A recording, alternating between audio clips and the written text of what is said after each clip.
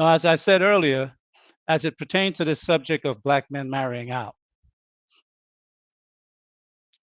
I will use some biblical references simply because this subject goes deeply in my beliefs. It's the very essence of life, and it deals with procreation and the continuation of our people. So I'm not, in my opinion, it's difficult for some people to disassociate themselves from this subject and speak objectively. Some people become very passionate, and likewise, so am I. Uh, to me, the cornerstone of one's uh, one's belief really comes from whatever their moral compass are, and sometimes that do come from Scripture. As it pertains to the topic today, 20% of high value men marrying out or not marrying FBA women or ADOS women, that's a real conversation for us to have. And I've heard some very passionate, one-sided approach to the conversation.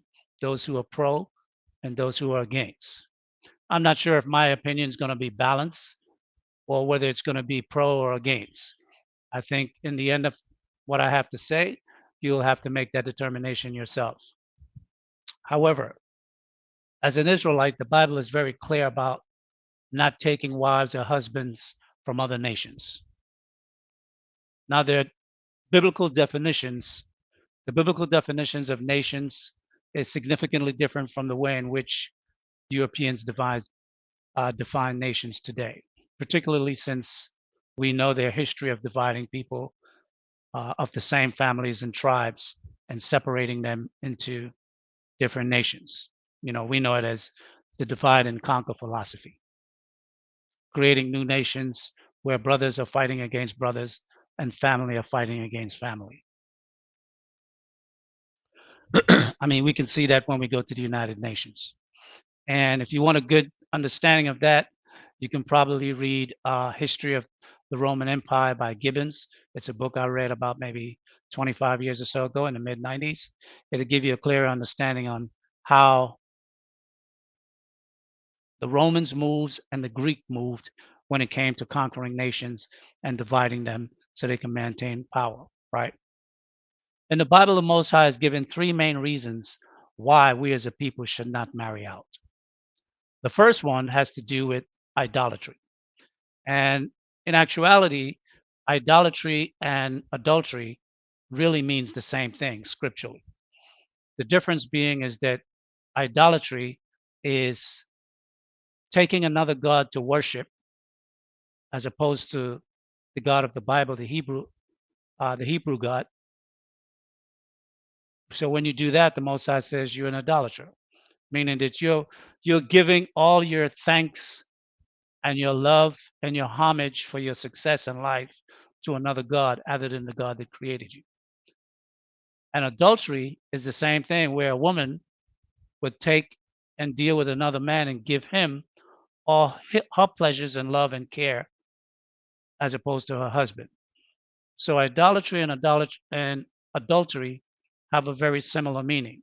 One is to a terrestrial being, which is us, when our wives go against us and sleep with other men. And the other is for a celestial being, whom we call God, when we as a people, because God said he's married onto us, we are his wife, his bride, and he's our husband. That's clear both in the New and Old Testament.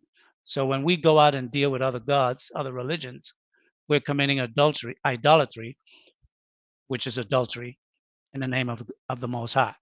And we can get that in Exodus, the 20th chapter, verse 3, 4, and 5, or verse 22, and get a clearer understanding. The other one has to do with that we are spiritual people, we're holy, and we're separate from other nations. That's in Deuteronomy 7 and 6. And the third one has to do with purification of the bloodline. That's in the book of Apocrypha. I don't remember. I know it's Ecclesiasticus, but I don't remember chapter and verse. I was trying to find it earlier for this discussion, but I wasn't able to pull it up. Maybe somebody in the chat know it.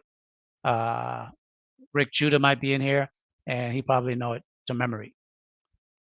So now keeping the bloodline strong. I think this is where most of the conversation and the manosphere circulate around. That's a very touchy subject because I hear many guys in this space speaking on loyalty to the black race, meaning the black woman, aka Black American woman. And it usually comes down along those lines somewhere. However, I'll come from a different understanding on this subject. As a biblical person myself who understand both the New and Old Testament pretty well and understand the law as it pertains to inheritance and that salvation will come through the bloodline and not some outward references that we may call ourselves. I would have to go with the fact that not everything that appears to be black is you or is your people. So color has nothing to do with it. God is not dealing with color, God is dealing with a bloodline. The nations he created back in the day, if you go back and you read your history, all people on this planet were black. So color had nothing to do with it. We're stuck in the mindset of color today because we're dealing with how the white man perceived the world and how he has divided up the planet. So because of that, we coming through slavery has are still using a lot of his perspectives, if I may say, as to how we see things. But too often, many black men still think like white men, in my eyes, from what I hear them say, which is why we only see things like in a black and white kind of way. So, scripturally, the Bible does not recognize nations the way we speak of them. Biblically, nations are according to Genesis chapter 10. You can read both chapter 10 and 11, gives you the whole breakdown. And it all deals with a bloodline, which means God is dealing with the seed of man. And I'm coming from this whole conversation today as it pertains to the seed of man, not the color of man. And why I'm using that is because in two New Testament scriptures, and there are more, but I'm going to just use two. Matthew 25:31 to 34, I think, which deals with salvation. And then Matthew, the first chapter, chapter 1, verses 1 through 18. And that deals with the bloodline of Christ. And you can read that on your own. I'm not going to get into that conversation, but that's dealing with bloodline. This introduction is going to be pretty lengthy today, more longer than I normally would write, because in the past few days and years, I tend to hear from time to time men in this manosphere speaking on this subject, keeping the bloodline pure, and black men speaking on black issues if they're married out, whether or not they can. And I will say this, since I'm now a member of this space, I'm going to add my voice to the conversation. And I have some strong views as well.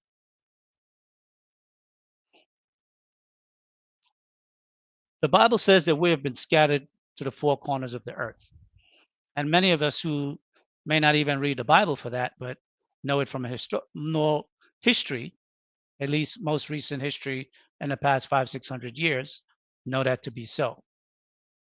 So we can't be so myopic to believe that the only people who are of our nation are those who live in America and or those who have the same skin color. That would be stupid. Well, you know what? Let me retract that. I don't want to insult anyone specifically.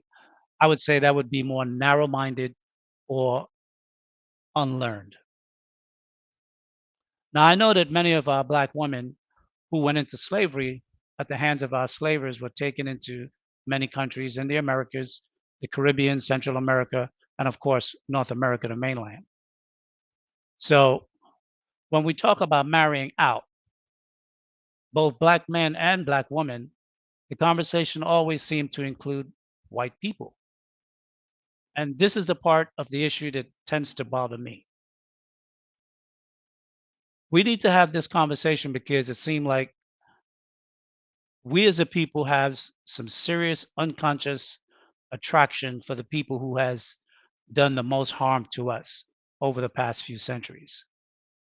And it appears that we believe in marrying them and breeding with them, and that for whatever reason, if we marry white, our life will be better and the lives of our children would be better. And I think this has to do with some type of disillusioned mindset.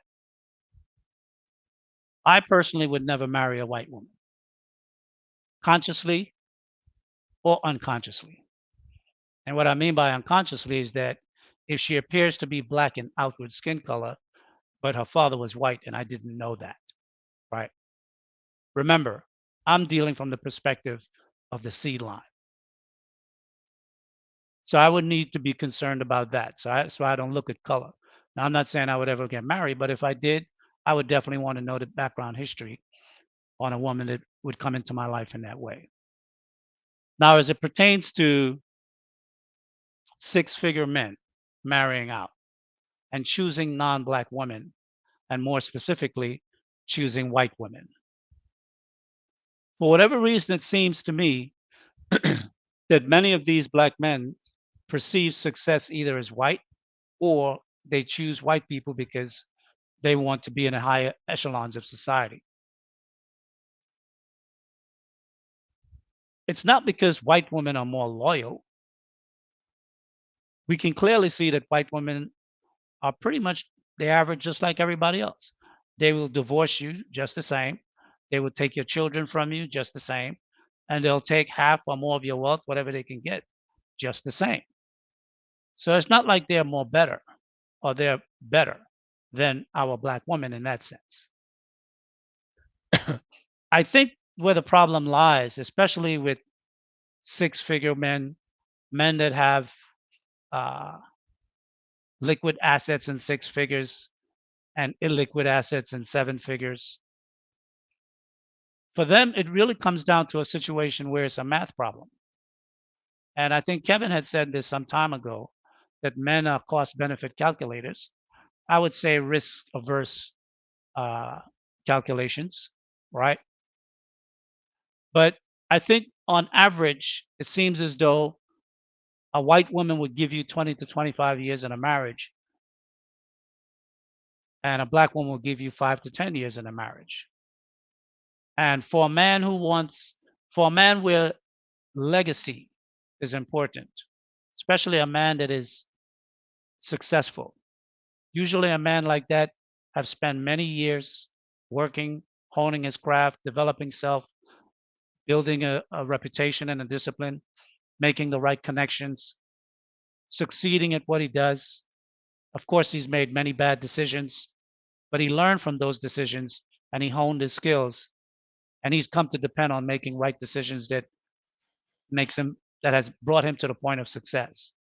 And when a man like that is looking at making a bond for himself and marriage and children and the continuation of his seed, I'm sure whether it's consciously done or subconsciously derived, you can see clearly that if you want to be able to instill certain beliefs, morals, or ethics, or just train your child, male or female, the way you want them to be raised and brought up, if you marry a white woman or a non-black woman, you could get 20 to 25 years out of that marriage. After your kids are grown and they go move on out of college and they go into society to work and do whatever they're going to do, that woman may still divorce you at that point. She may still take half of what she can take in liquid assets and in illiquid assets, sometimes more, depending on the state. But with a sister, you fall into the category where if the marriage fails in the first 5 years or less than 10 years, you lose both your children and you lose the assets as well. The assets, most men already, once you arrive at certain skill level and success level and contacts, you know you can build back what you lose. By the time you're 40, 45, you have a network and you have a skill level that making money and how to make it, you're sound at it. That's why most millionaires tell you that they can lose everything today and within 3 to 5 years, they can make it all back because they've already mastered their skill. They have a certain level of contacts. They know how to make relationships and build new relationships. So a hit to your income or to your assets, yeah, it's a hit. Nobody like to lose money, but it's something that you can recover from. But losing your children at 7, 8, 9, 10 years old, right in their formative years when, as a father, you become an influence in your children's lives, that's major for some men. And I fall into that category as well. That's a decision maker or a deal breaker. And I think for many high value men, as we go forward, that's something that a lot of women are going to have to, or black women, I should say, particularly because this conversation is a conversation that pertains to black women. This is a real situation that black men who are Henrys, 80, 90, pushing 100,000, or men that are already high value, well over 100,000, 250, 300, half a million, and seven figure men. These are the things they think about. Family for them is very important. Passing on generational wealth is important. Having kids that you can raise and that you can uh, form in your image for them to go out into the world is very important. And when choosing a woman, if the woman of your own nation won't stay with you, you're leaving men no choice. And the men who have all the choice, that 20%, that 10%, that 5%, that 1% man, he have any choice he want when it comes to a woman. And he's going to make the choice not just because of the beauty and the attraction of the woman, but whether or not this woman was raised in a type of way that would allow him to have her in his life for the longest period of time he can. For some men who are very lucky, that's a lifetime, 30 years plus. Some men, it might be 20 to 25 years. And some men, it might be far less than that. And when you start looking at those numbers and looking at those odds, it becomes fairly clear that choosing a non Black woman, you will have a better time to be able to raise your children. Because in either case, whether it's Black woman, whether it's a white woman, whether it's an Asian woman, whether it's a Latino woman, whether it's an Arab woman or an Eastern woman, when she divorced you in America or in one of the Western European countries, she will take a large part of your assets, up to 50% or even more. So most men can live with that, but most men cannot live with losing their children at 5, 6, 7, 8, 9, 10 years old. That's a deal breaker. And I think as we go forward in this conversation, I hear a lot of people telling men to be loyal to Black women. But are Black women being loyal to Black men in the sense that are they staying in the marriages? Because we see night after night many Black women say that they're being proposed to and they're turning down marriages left, right, and center. And we know from the statistics that many Black women, women in general, but many Black women are the ones walking out on relationships, filing for divorces. And in some cases, maybe the issue is a significant issue. But to say that the higher percentage, over 50%, 60%, is for some type of a real abuse, physical or otherwise, I think that's not being honest. And we find sometimes that when they're pushed to the mat to have that conversation, it's usually not the way they begin to tell the story. It tends to be something else. So, one of the things I want to add to this conversation is that we need to bring the Black woman into this conversation and have her tell us why it's beneficial for high value Black men to marry them.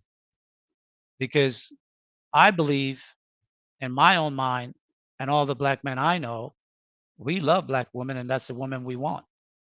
But I think once you become financially independent and the struggles that it takes for a Black man to succeed in society and to become so successful, at that point, some men are saying, you know what? Skin loyalty is not the only barometer for which I am going to make my decision. Now, another part of this conversation has to do with whether or not someone have not someone, but particularly black men, whether or not black men have the right, if they marry out, to have a conversation in the black community as to whether they speak on the black women issues or black men issues or the community as a whole, the issues that befalls us. I'll say this: before the Constitution of the United States was written, where it says we the people have an inalienable right, we know when that was written, the people were speaking of white people, but we have been penciled in the amendments to include us as a later date. But we were given the right by God as black men to speak on anything in our community. And when you marry, whoever you marry has nothing to do with who you are as a man. And I think as black men, we got to get off that crap about telling other black men what issues they can speak on what they can't speak on. I'm a black man first. My father is black, 6'4". My mother is black, 5'7". My brothers are all black. My sisters are all black. All my cousins are black. And no man is going to tell me that I can't speak on no issue concerning a black woman, the black community, other black men, because I'm a black man. And, when we go back to the scriptures, our forefathers in the scriptures did not marry black women as we would like to say. When you look at, who was it? Moses. And understand me when I said earlier that the Most High is dealing with bloodline, not with color, because in the beginning we all had the same color. Moses had two wives. He had a Midianite wife, who was his first wife, and then he had Zipporah, which was his second wife, which was an Ethiopian woman, as the scripture says. His sister Miriam and his brother Aaron spoke up against Moses, and they tried to challenge him for the seat of authority because he didn't marry an Israelite woman. And we in America are the Jews or the Judites, and our women are the Israelite women. And when they try to overthrow him, God stepped in. God stepped in and punished them, particularly Miriam. He turned her, he took her pigment away and made her a leprous woman for several days until Moses had to go pray to God to change her back. So we got to get off this thing about the color of the appearance of people. We are dealing with that because that's the residue of slavery, and we see things in black and white the way the white man see things. But biblically, skin color ain't got jack to do with jack. The Most High is dealing with a bloodline, and the bloodline comes from the father. If your father is black, that kid is black. Don't matter what the complexion is. When you go back to Jacob, Jacob is the father of the Israelites. He's the one that had all 12 sons.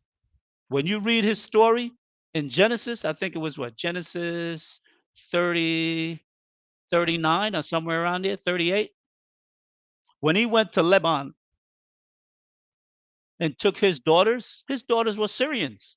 They were related, but they weren't Israelites.